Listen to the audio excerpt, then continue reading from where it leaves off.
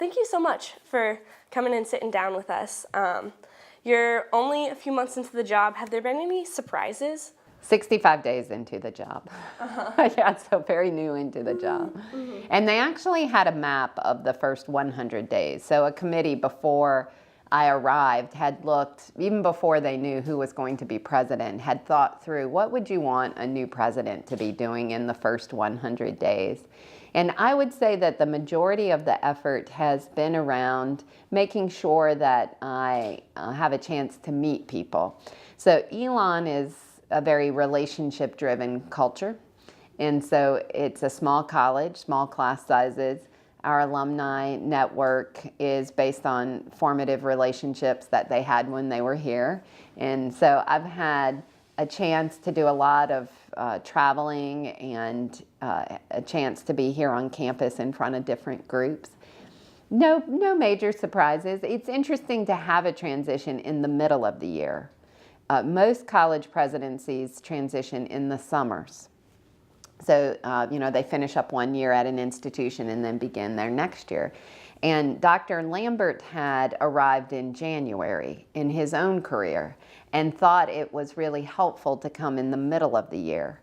And I can see now how valuable that is. And that probably, if I had to pick a surprise, has been probably the most surprise, is that by having the community engaged in the baton being passed from Dr. Lambert to me has added a lot of value to people wanting to provide welcome.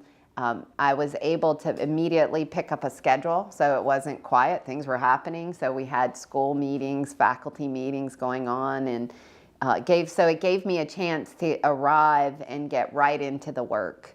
And that added to the welcome. And that also gives me the summer to reflect on what I heard this spring and think about ways to open school in the fall. Yeah, what are your summer plans? What is the biggest thing you're going to be working on? So this summer, probably the most significant thing for me is that I will attend Harvard University has a new president's school, let's call it a new president's school. A school on how to be president. It's a workshop designed for helping new presidents understand the difference in the work based on their previous appointments.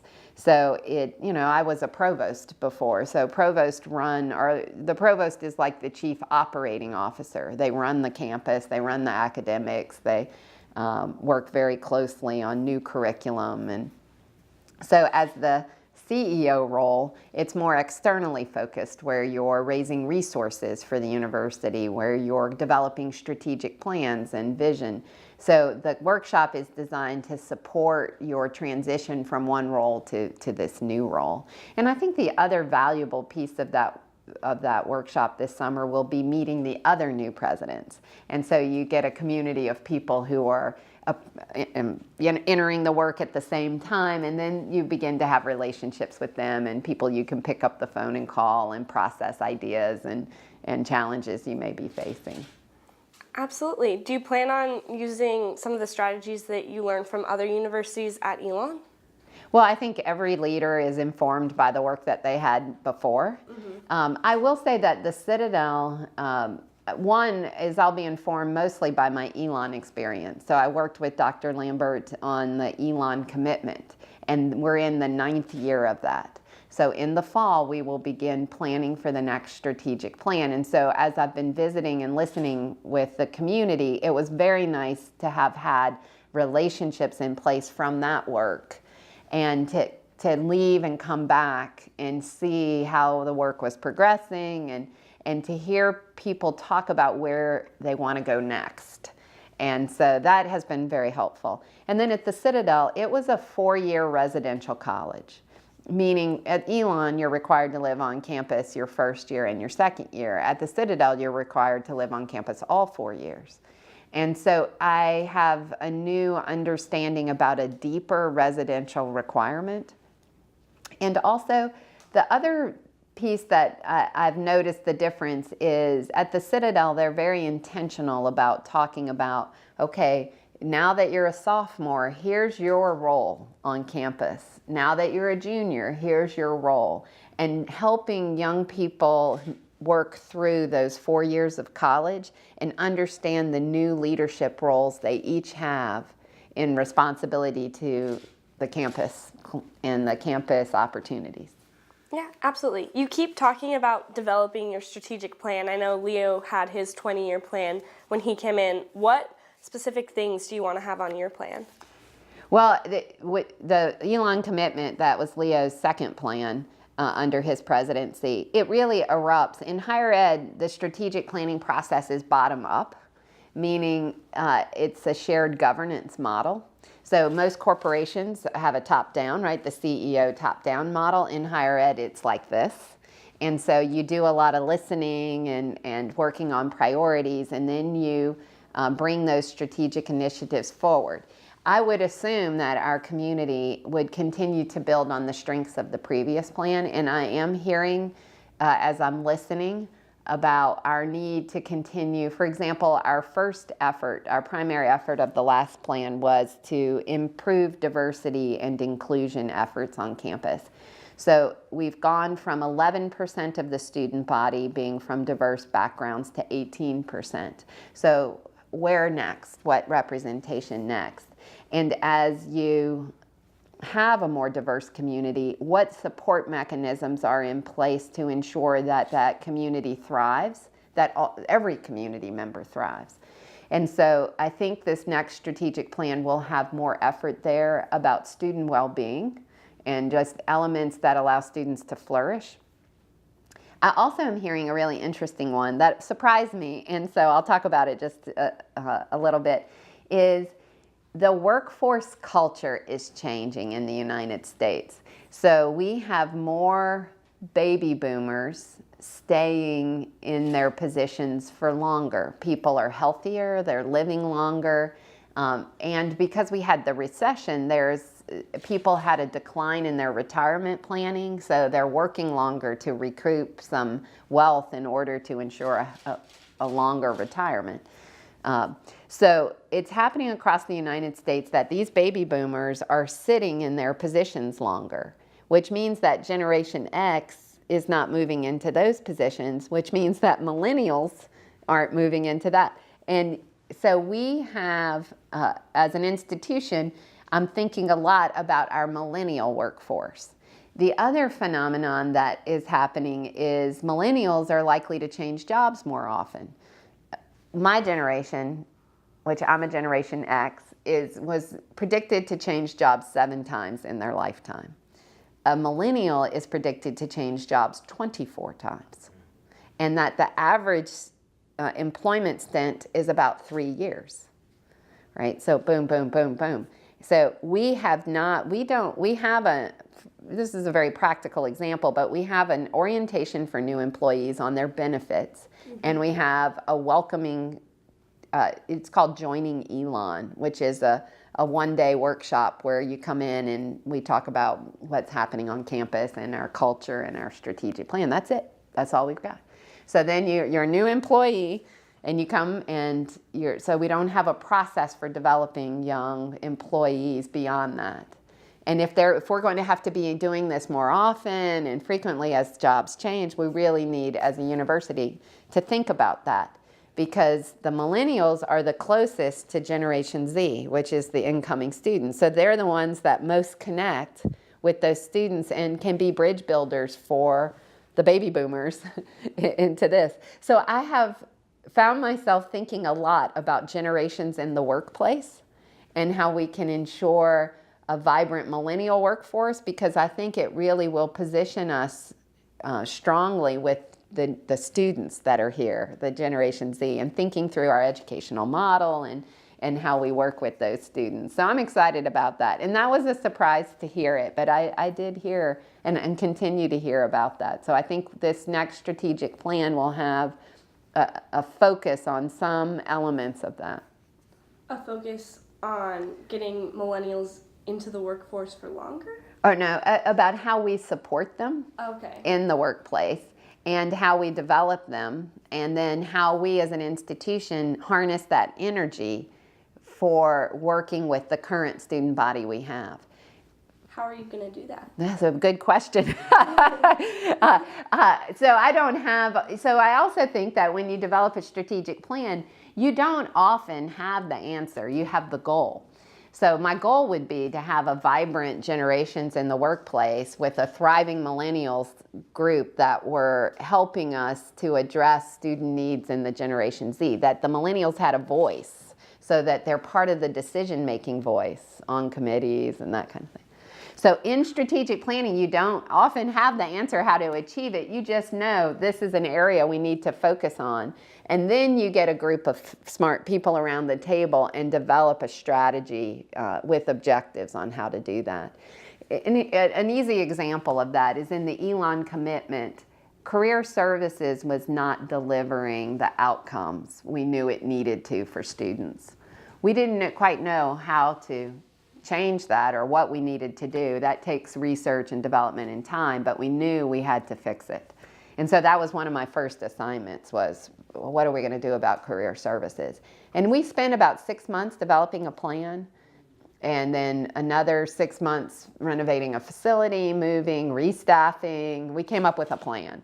And now that plan is fully in place. And it's focused on employer relations and networking and a more vibrant relationship and graduate school focus. So, but that took a year to think about and then to resource and develop. And now we're about 6-7 years into that, and you can really see the difference night and day so most strategic plans identify the challenge and set a benchmark for where you want to be, a vision, and then you think through strategy on how to get there.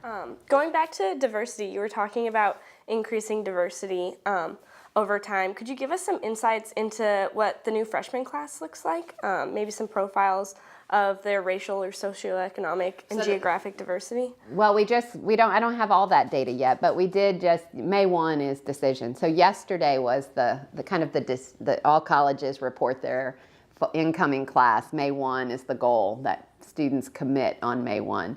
So we did I did receive from the Dean of Enrollment, Greg Zeiser, the number of freshmen. We have 1625 is the goal, and that we met our goal with 1625 in the freshman class. But I don't have a breakdown yet on where they're from and all the percentages and all. So we just have the early number. It'll take us a couple of weeks to go through all of their characteristics and to have that ready. Mm-hmm. Was there any sort of goal for racial or socioeconomic diversity when you were looking at admitting students? We had a goal, not on this class, but we have a 10-year goal. Mm-hmm. And we had triple international enrollment, so I'll be curious to see where we are on international enrollment. We didn't set a goal other than to improve our diversity number. So we didn't say, and the right number is X. We just went all in. And part of the effort has been to reduce the barriers to enrollment, which financial is one, where we recruit's another one. So we have been increasing our footprint, putting more effort on more diverse cities. And so working that multiple ways. So one of the goals was, for example, to double need-based aid, and we've done that. To double our endowment, we've to triple the endowment, and we will be able to achieve that. So it's more those kinds of structures than a specific number. Mm-hmm. So continuing to advance, to make progress. So you've doubled need-based aid from when to when? Exactly. The plan is from 2010 to 2020. To double the amount of need-based aid? And you think we're on track to meet that? Oh yeah, we've already done it. We've already done that? Yes. Are you guys setting goals to continue? Yeah, that's the new plan. So where do we go from here? So, where do we need to be? And that will be an ongoing critical part of Elon's future because of the cost of private education. Absolutely. And part of your role as the president, a lot of our viewers might not be aware of it, but a big part of it is fundraising. Oh yeah, and probably relationships. 70% of my job. Relationships with the donors. Could you give us some insight into what some of your strategies are for reaching out and connecting with people so that we can be developing those need-based aid and other things? Right. So the university has a process to reach out to our alumni and parents and it's called Evening for Elon. And so I've had three. We've had three since I've been here in this last 65 days. So we had Charlotte, Atlanta, and then tomorrow is Raleigh. Mm-hmm. And so at each of these events, I share the priorities of the university and talk about our needs. And so I kick it off by talking about Odyssey scholarships and the importance of Odyssey, and share some stories of students who are in that scholarship program. It's very powerful. And talk about where we are and where we need to be and the importance of the work to the future of the university. We have 4 priorities. So the Odyssey scholarships, or scholarships generally, need-based aid, engagement scholarships, which are focused on the experiences and making sure we students who come, that it's that they have the full experience, so that you're not just paying for tuition, but that you also have the ability to study abroad if you want to, do an internship. So that's the other types of scholarships we're raising for. Supporting our faculty and staff, so having endowed chairs, programs that are endowed, so our Isabella Cannon Leadership, that kind of program. And then lastly, facilities. So those are the 4 priorities of the fundraising effort. And so I talk about each of those when I'm on the road for Evening for Elon, and we ask people, how will you make an impact? How can you make a contribution to Elon? And then of course, Elon Day is another big component of that, is celebrating the philanthropic community and our alumni and their ability to advance the university through their gifts. So. Absolutely. And when you receive those donations, how do you decide where to allocate it? Because you have your 4 priorities, but is one more important than another? The donor directs the giving. So, and so when you look at the buckets, our largest bucket is scholarships.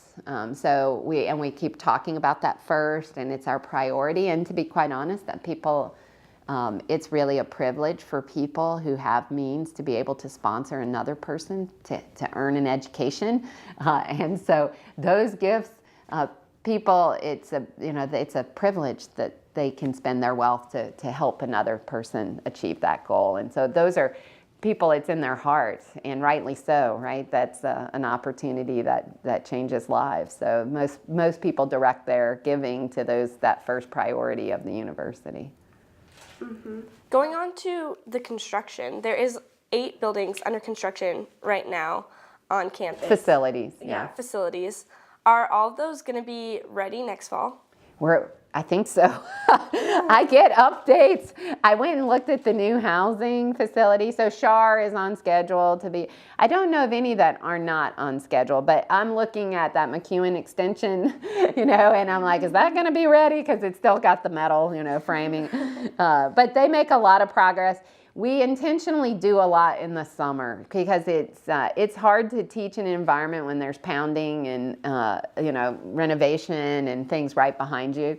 So we intentionally accelerate all of those projects in the summer. So I'm confident we're usually and we use a lot of local contractors, which is intentional, trying to lift up the economy here. And so they know our schedule, and so they bring on extra crews in the summer. They work long days because it's sunlight until late. And so we typically hit those marks, and they work really hard to hit them with us so that things are in good order when students come back in August. What about the hotel? Could you give us maybe a little bit of detail on that? Why was that made a priority for the university? So in our strategic conversations as part of this plan, it's been a missing asset of the university. And parents who are visiting, touring, so we have almost 11,000 families that tour every year. They are typically traveling a North Carolina tour and struggle to find places close to campus to stay. So they'll end up out at the interstate, and we really want them to have the campus experience. Also, parents who visit students who are enrolled, and maybe this has been your parents' experience, is that if you're at the interstate and your son or daughter has an hour between classes, it's a challenge to see them between the classes. So We've had parents say, if you had a place here, we'd be staying close, and then I could just meet them in Lakeside, so we've had that request as well. We also have had alumni coming back for events. For example, we had a couple of activities these past few weeks where affinity groups got together. So like former baseball players came and got, if we had had a facility, they would have just been able to stay and then walk over to the game and come back. We have faculty who want to have professional conferences, and there's no place on campus to host it. So if you wanted, for example, we have a very nationally recognized Center for Advancement in Teaching and Learning. Every year they have a small conference, and if those folks could be on campus, that would be much more meaningful than, they'd be able to have better productive time because they didn't have to get in the car, drive, park, and do all that. So it's been talked about since I was here. It's been a long time. And so what happened is we had one of our board of trustee members make a significant gift to get the project started. And so really grateful to that family to get it started. And so that gift allowed us to go ahead and move forward with the construction. And the new thing for us is that we have decided that all the revenue beyond the operating expense of that hotel will go directly into scholarship support. So that's a new effort for us, a different way of raising money for scholarships. Interesting. How much money do you expect to make from that? At least, even in the most prudent model, it's $1 million a year into scholarships. And that's with a very prudent estimate on occupancy. We think that people are going to want to stay at this hotel. We think that proposition just continues to improve. And so I'm hopeful that we'll continue to advance the amount going into scholarships. Mm-hmm. I also think students will want to work there. I think it'll be a good employment opportunity for students. And the group that's going to manage it is the Charlestown Hotel Group, and they manage several university hotels. So they have a good experience in being able to have a model that addresses the rhythm of higher ed, that you're busier during this season, it goes quieter here, and strategies for ways to have people stay at the hotel. And I do think people will, knowing it goes to scholarship support, that people will say, okay, let's all stay there rather than stay at the Hilton or the Hampton Inn. They're building a Hilton too near the interstate, but that I think it'll be another compelling reason to stay there is that it supports scholarships at Elon. Yeah, absolutely. How much is it going to cost to build that? We're just out on bid. Mm-hmm. And so we're supposed to have all of that back in June, I think, is the estimated date. Okay, awesome. So we'll check back in with you then to get that info. Looking forward, what do you think is one of the hardest decisions you're going to have to make coming up? Because I know as a president you get put in a tough spot sometimes. Every day you make tough decisions and discernment. I think the most important thing is that the decisions reflect the mission and the values of the university, that my energy is spent prospering the mission. I think what happens is that you have events happening and you have to ask yourself, is this a space that we want the university to enter? And if it's relevant to our mission and values, then yes, that's where we should be spending our time. So I think that's the first effort, is to make sure you stay singularly focused, that we're in the business of educating young people, and Elon University has a stated mission of mind, body, and spirit, and how do we prosper the mission. Okay. Is there a specific decision that you think is going to be particularly difficult? I don't have one on my horizon that I think, yep, this can be hard. I can tell you that I think the things I will need to prioritize, and that's growing the endowment and making sure we have good budget management at the university, that we never take our eyes off of enrollment, that's key to Elon's success, is being able to recruit students and that they are our future, right? So we want to make sure that it's a good match with the students and that they embrace our mission and our values as an institution. So I think you can never take your eyes off of that as well. And we want to continue growing. Is there a certain point that you would stop growing? Well, we have a model, so we have a slow growth model at the university. So there's, and we have it outlooked, I think, till 2040 or something like that. So it's a slow growth model, but there are other things that affect growth. For example, if we didn't have new curricular areas that were interesting to students and that they were looking for, then we wouldn't be doing our job and making sure we have good enrollment. So it's not just a matter of growth, it's about having a compelling reason to choose Elon. And that is in keeping your eyes on enrollment. All right, is there anything else you'd like to add? No. I've had a great 65 days. Dr. Book, like, how do you keep like your energy up? You like do so much stuff, like community engagement, all this kind of stuff. Like, how do you keep energy up and like say like energize you also? Yeah, that's a great question, because there's this research that shows that leadership evolves around 3 energies: physical, emotional, and intellectual.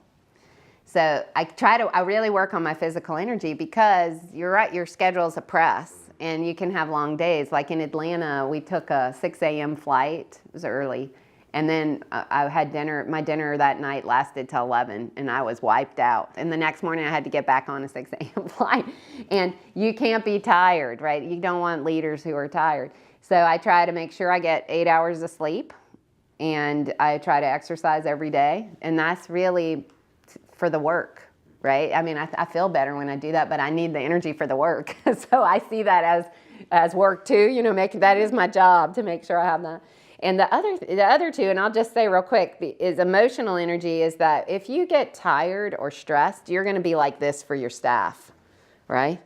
So part of having good physical energy, and y'all will all be in leadership roles, is so that you're consistent, that you're always consistent. Because, you know, life's going to throw you a lot of this. And as a leader, it's a little bit like when you're flying on a plane and there's a lot of turbulence and everybody looks at the flight attendant. And if the flight attendant is nervous, everybody's like, we're going to go down. But the flight attendant, so like leaders are like flight attendants. Yeah, that is upsetting, but we're going to be fine. We're going to figure that out and we'll be fine. So you offer that calming piece. And the other is intellectual energy, and that's a little bit what you were asking about. What are your concerns, right? What are you? And that's that I need to have enough awareness about all these issues that impact higher ed, so that I can think through Elon's position. You know, what's our position on this or that? And I do that by setting aside time each day to make sure I read. Like this morning, I read the Wall Street Journal, the New York Times, the Chronicle, which is our higher ed magazine, and another one called Inside Higher Ed. So I take about 40 minutes, and I read the Times News and the News and Record. So I take about 45 minutes to read the news. And I always try to, on Wednesday, to make sure I read what's happening on Elon News Network. And too, sometimes it pops in the Google alerts. And so I click through on the stories you post throughout the week. So that intellectual energy helps you be ready and have good responses when life starts moving up and down and things happen, and so you can have good discernment. All right, absolutely. Is there anything else that we didn't touch on that you think we should? No, I thought that was good. Very nice. So thank you for taking time to talk with me. Yeah. Thank you.